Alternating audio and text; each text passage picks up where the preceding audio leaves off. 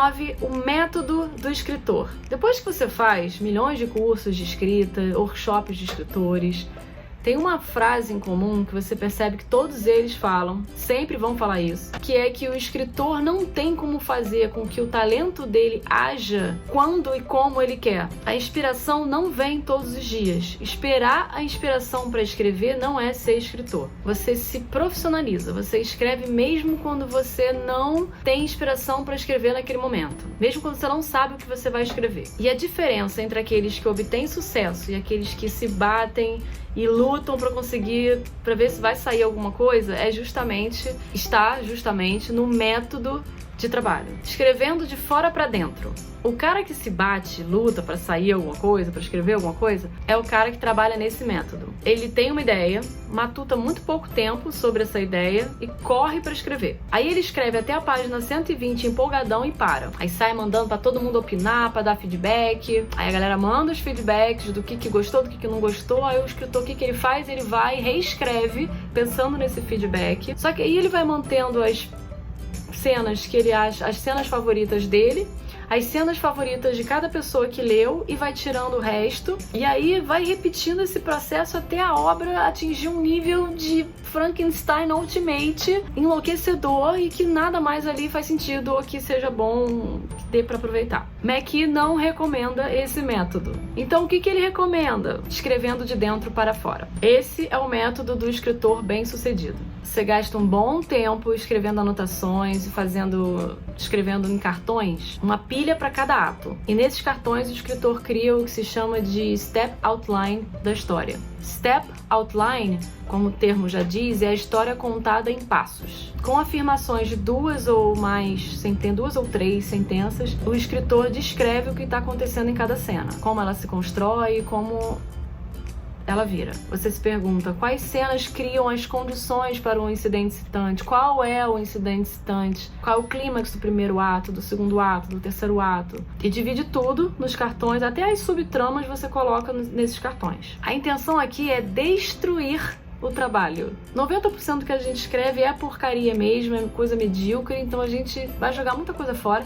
Então a gente sempre escreve mais do que vai ser usado, para justamente poder depois filtrar o que é bom e eliminar o excesso. Você consegue disciplinar a sua história com o método do Step Outline. Aí quando chegar a hora de você contar a sua história para um amigo, você paga um café, conta a história para ele, tira ali uns minutinhos para contar, porque escritor nunca, de forma alguma, mostra o seu Step Outline para ninguém. Você conta e estuda a reação das pessoas. É uma maneira de identificar se sua história está funcionando do jeito que você achou que fosse funcionar, se aquelas cenas estão, fazendo com que as pessoas reajam da maneira como você achou que elas fossem reagir. Uma boa obra de arte, ela tem o poder de silenciar a mente e nos levar a um lugar mais alto. Se você conseguir silenciar a mente de alguém contando a história a partir do seu Step Outline, você está num excelente caminho. E aí é nesse momento, quando você tiver esse bom outline, tá na hora de seguir para o próximo passo, que é o argumento. Então vamos para o argumento. Ao tratar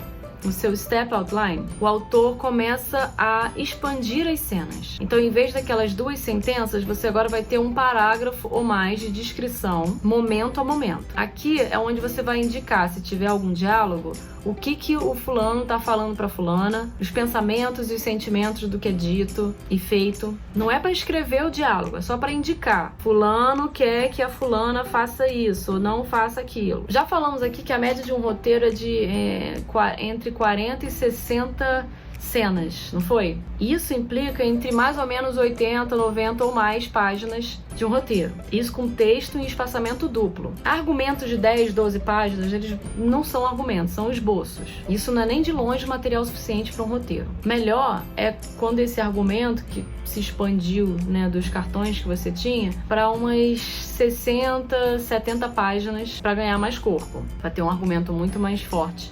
para passar para o próximo passo que a gente já chega lá. E uma coisa que fica clara nesse momento, quando você vai fazer o argumento, é que algumas coisas que você colocou nos cartões não vão funcionar mais. Claro, Isso sempre vai acontecer, então você vai precisar modificar. A pesquisa e a imaginação nunca param. Tudo no seu mundo vai continuar evoluindo, crescendo. Cenas podem ser cortadas, podem ser adicionadas, podem ser recolocadas, reorganizadas. E a gente vai escrever esse argumento quantas vezes for necessário até ficar redondinho. E depois de pronto, vamos ao roteiro. Roteiro. Agora ficou mais fácil a teoria.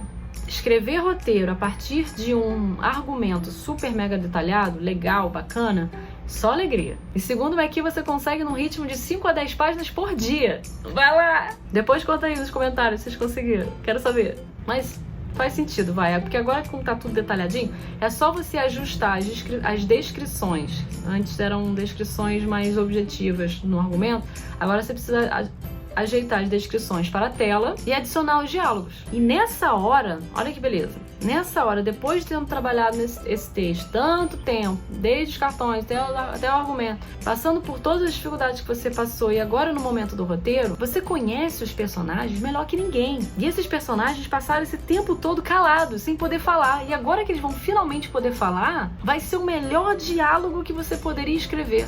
Que você agora já tem a voz dos personagens muito clara na sua cabeça. Nesse primeiro tratamento do roteiro, da mesma forma que você viu no argumento dos cartões para o argumento, mudanças e revisões serão necessárias. Os personagens agora estão falando e você vai perceber que por conta disso, algumas coisas vão ter que mudar de direção. Fato. Quando você encontrar essa falha, você tem que ir lá no argumento e modificar, refazer, e aí você muda também no roteiro.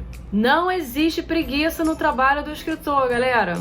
Se ficar pegando atalho, você vai se arrepender e lá na frente você vai querer ter se envolvido melhor com um caminho mais longo. Que ele vai ser longo de qualquer maneira, pro bem ou pro mal. Essa coisa de deixar o diálogo por último é bem interessante mesmo. O McKee diz que o diálogo prematuro, ele sufoca a criatividade. E a escrita de fora pra dentro, aquela primeira que ele não recomenda, que você taca logo tudo de uma vez, escreve tudo, diálogo inclusive, não tem como ser criativo. Se a gente escreve o diálogo antes de saber o que vai acontecer, a gente acaba se apaixonando por essas palavras mesmo. Fica difícil depois querer mudar, e a gente não vai querer explorar pra ver o que poderia ser diferente do que a gente já fez, e perde a oportunidade de descobrir o que os nossos personagens poderiam se tornar. Além de tudo, a escrita prematura do diálogo faz a gente caminhar em círculos por anos, até a gente ver que alguns daqueles personagens não vão dar em nada, não tem história e que nem toda ideia vale a pena ser inserida. Aí o que a gente faz? A gente fica decepcionado, engaveta aquela história, tem uma nova ideia e começa tudo de novo e repete esse ciclo vicioso. É claro que cada um de nós vai encontrar um método melhor pra gente escrever, e tem gente que consegue escrever assim lindamente nesse método de fora pra dentro, mas o McKee diz que independente de conseguir ou não, esse método ele limita o potencial e o brilhantismo do autor. E o método de dentro pra fora, além de ele trabalhar a disciplina, ele liberta o escritor, encorajando-o muito mais, abrindo portas para soluções melhores. Olha que lindo. Você concorda com o McKee? Qual é o seu método? Você já escolheu? Você já sabe qual é? Você já tentou das duas formas? Qual é melhor pra você? Fim de capítulo, praticamente fim de livro. Agora o próximo vídeo é o fechamento, fade out. Então vejo vocês daqui a pouco. Beijo. Fui!